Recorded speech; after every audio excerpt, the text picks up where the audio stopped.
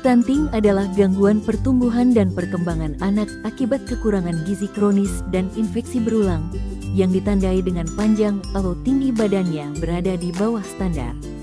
Dampak stunting adalah mudah sakit, kemampuan kognitif berkurang, saat tua berisiko terkena penyakit berhubungan dengan pola makan, fungsi tubuh tidak seimbang, kerugian ekonomi, postur tubuh tidak maksimal saat dewasa. Stunting dapat dicegah dalam masa 1000 HPK. 1000 HPK adalah 1000 hari pertama kehidupan. 1000 HPK ini terbagi menjadi 3, yaitu pada masa ibu hamil, ibu menyusui dan anak usia 0 sampai 2 tahun, atau 270 hari selama kehamilan dan 730 hari dari kelahiran sampai usia 2 tahun. 1000 hari sejak wanita hamil sampai dengan anak merayakan hari ulang tahun kedua menjadi jendela peluang masa depan anak yang sehat dan sejahtera. Pencegahan stunting pada masa nifas dan menyusui dapat dilakukan dengan inisiasi menyusu dini, ASI eksklusif, penggunaan kontrasepsi pasca salin, MPASI, gizi ibu menyusui, pola asuh, imunisasi lengkap, pencegahan dan pengobatan diare, menyediakan obat cacing, menyediakan suplementasi zinc, melakukan fortifikasi zat besi ke dalam makanan, memberikan perlindungan terhadap malaria. Pentingnya IMD untuk proses menyusui. Proses IMD atau inisiasi menyusu dini segera setelah bayi baru lahir tidak boleh ditinggalkan. Caranya dengan menempatkan bayi di dada ibunya dalam keadaan telanjang sehingga terjadi interaksi antara kulit ibu dan bayi atau skin to skin contact. Bayi dengan nalurinya sendiri akan mencari puting ibu untuk menghisap ASI, bukan menjejalkan mulut bayi ke puting ibu untuk menyusu.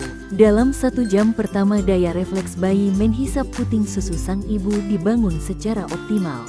Manfaat inisiasi menyusu dini bagi bayi: mengurangi 22% kematian bayi berusia kurang dari 28 hari, menstabilkan pernafasan dan detak jantung, mengendalikan suhu tubuh, mendorong keterampilan bayi untuk menyusu lebih cepat dan efektif, meningkatkan kenaikan berat badan bayi, mengurangi infeksi bayi, mengeluarkan mekonium lebih cepat, sehingga menurunkan kejadian ikterik bayi baru lahir.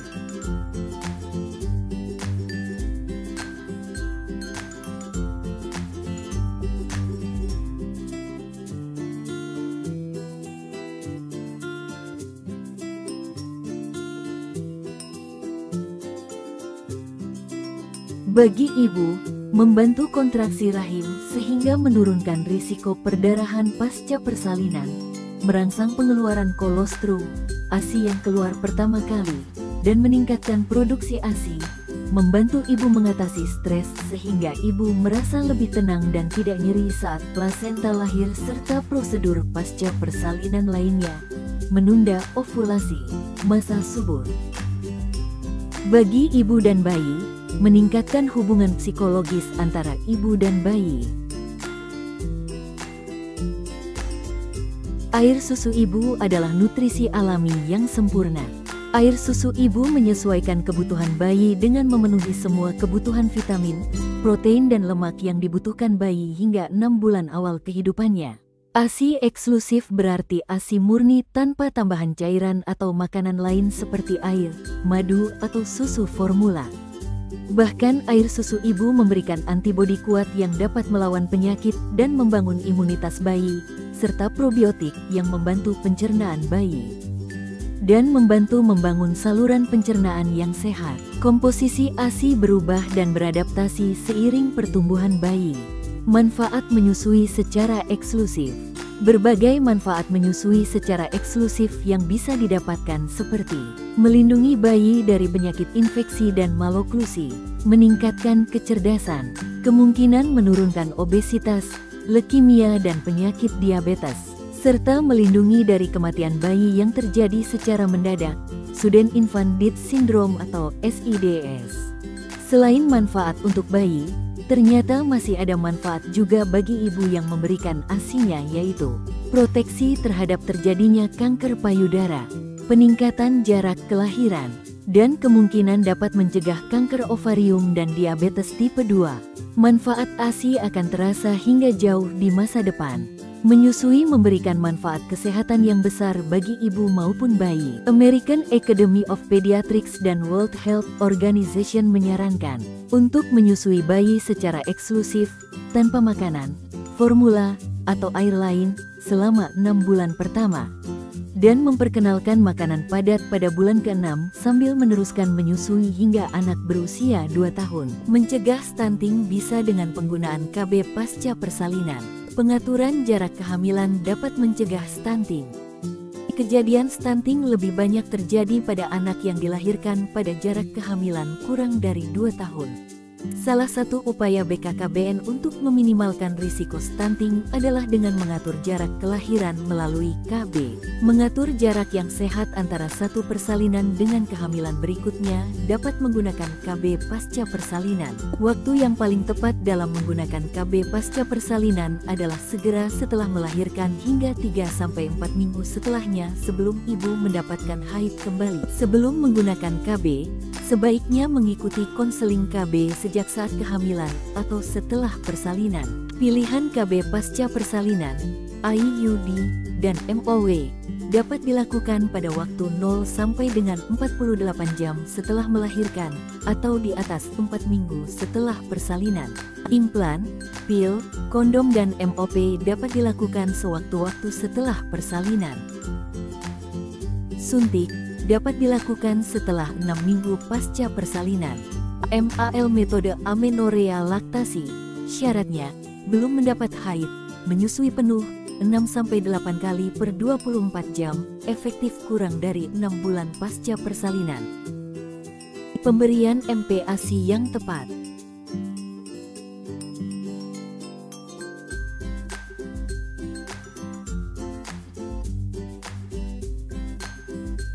Makanan pendamping ASI. MPASI adalah makanan pendamping yang diberikan oleh bayi ketika usia sudah 6 bulan. Prinsip pemberian MPASI. 1. Tepat waktu, diberikan pada bayi usia 6 bulan, karena ASI saja tidak dapat memenuhi kebutuhan gizi bayi. 2. Aman, menyiapkan dan pembuatan MPASI menggunakan cara, bahan, dan alat yang aman serta higienis. 3. Adekuat, makanan yang diberikan harus mengandung kaya sumber karbohidrat, buah sayur, protein nabati, protein hewani, serta lemak. 4. Diberikan dengan cara yang benar, pemberian makanan terjadwal serta lingkungan yang mendukung dan pemberian makan responsif.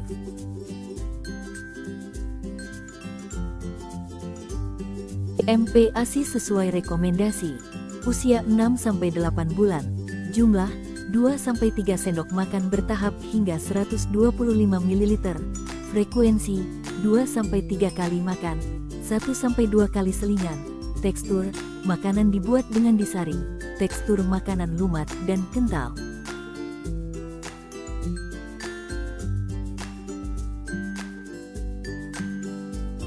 Usia 9-11 bulan. Jumlah 125 ml bertahap hingga 200 ml. Frekuensi 2-4 kali makan, 1-2 kali selingan. Tekstur, bahan makanan sama dengan untuk orang dewasa. Tekstur makanan dicincang atau dicacah.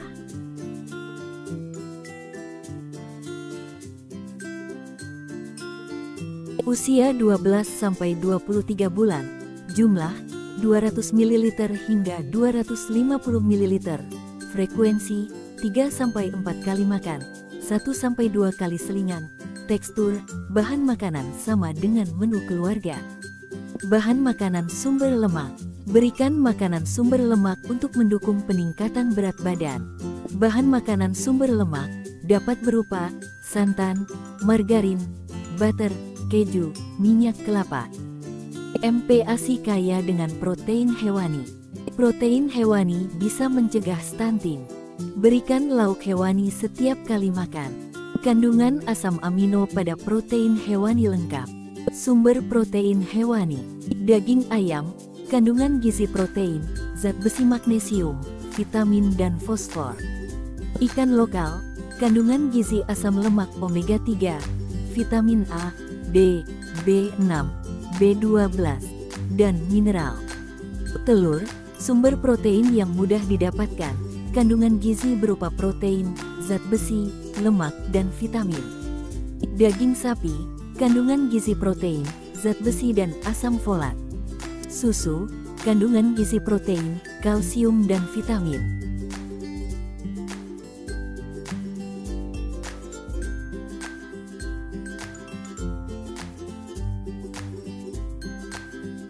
Gizi seimbang pada ibu menyusui yaitu mengkonsumsi makanan untuk memenuhi kebutuhan diri sendiri dan untuk berkebutuhan tumbuh kembang pada bayinya. Gizi seimbang penting untuk ibu menyusui karena berkaitan dengan produksi ASI dan pemenuhan gizi yang baik, dan akan berpengaruh terhadap gizi ibu dan tumbuh kembang bayi. Prinsip gizi ibu menyusui, menjaga asupan makanan yang diberikan agar menghasilkan ASI yang berkualitas. Selain itu juga nutrisi yang diberikan kepada ibu menyusui dapat meningkatkan energi. Kebutuhan gizi pada ibu menyusui. Karbohidrat. Pada saat 6 bulan pertama, kebutuhan ibu menyusui meningkat sebesar 65 gram per hari atau 1,5 porsi nasi. Lemak.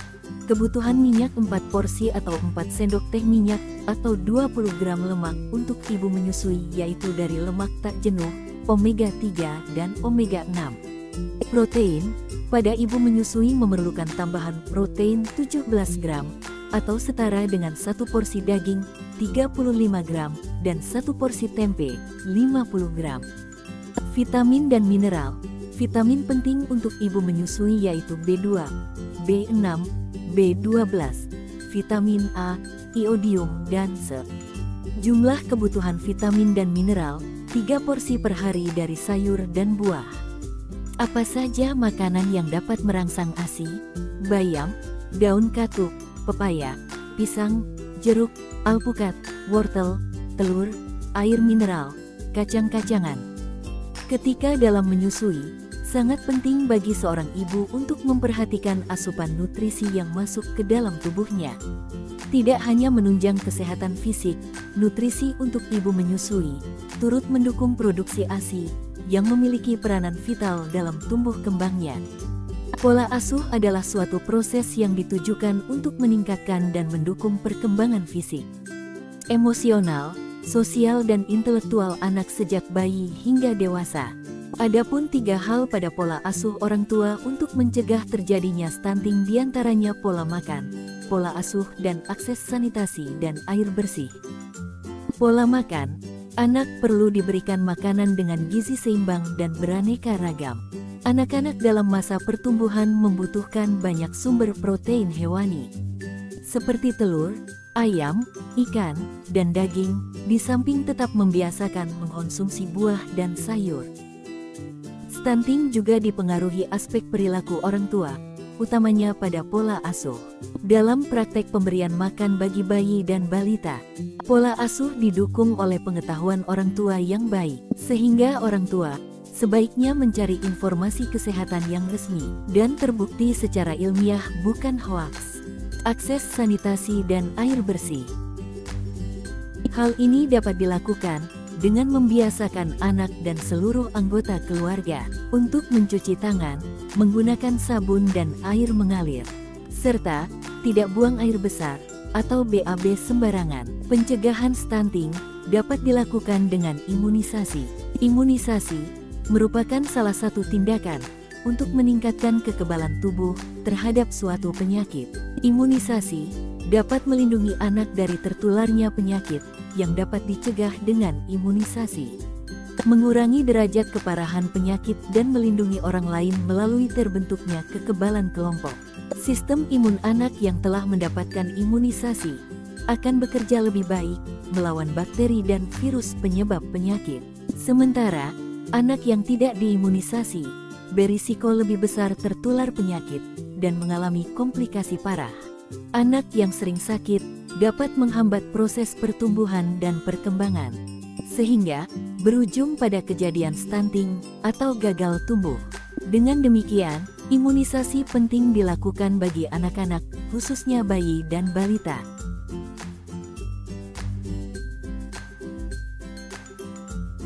Diare pada anak-anak di bawah usia 2 tahun dapat menyebabkan stunting jika berlangsung selama lebih dari 2 minggu. Diare kronis berlangsung selama 7-14 dan berulang, diare akut. Penyebab diare adalah keracunan makanan, infeksi oleh kuman, stres, dan virus.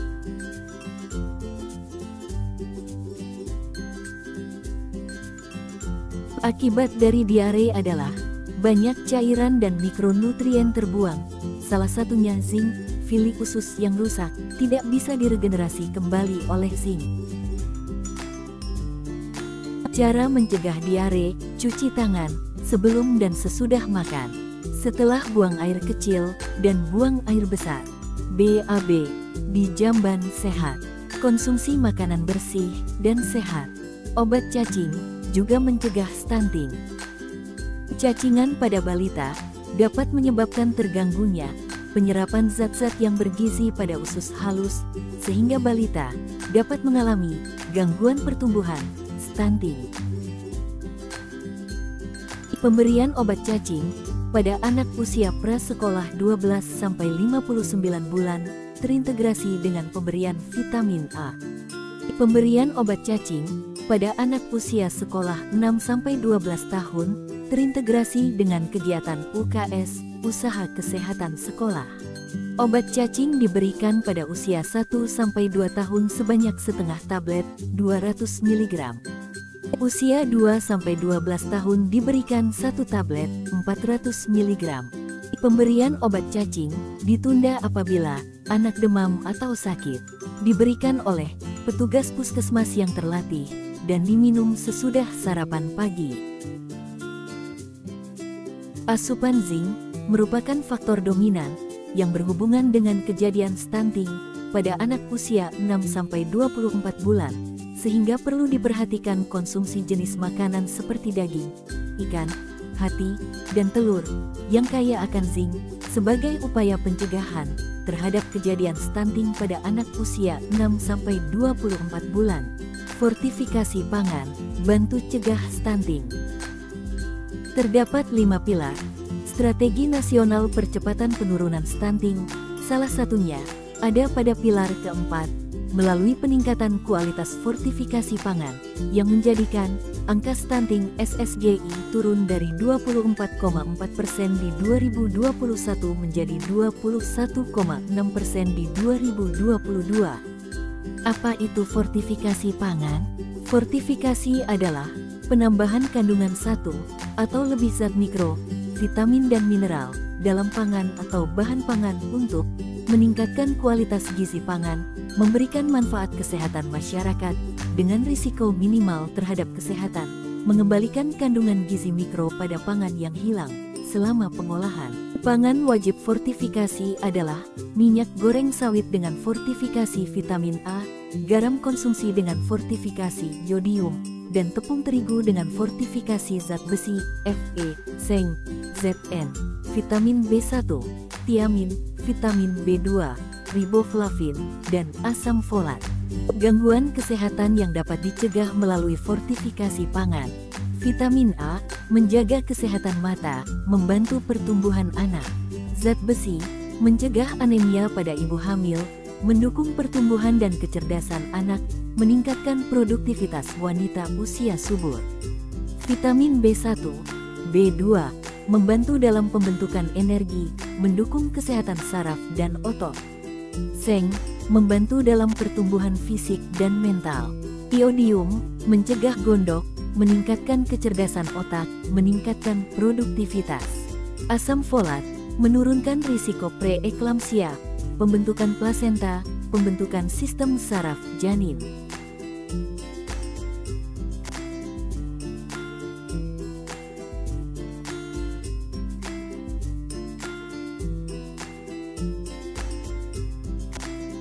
Infeksi Plasmodium falciparum dan Plasmodium vivax telah dikaitkan dengan gangguan pertumbuhan fisik pada anak-anak. Hubungan ini tampaknya bersifat dua arah. Malaria menyebabkan status gizi buruk, dan status gizi buruk meningkatkan kerentanan terhadap infeksi malaria.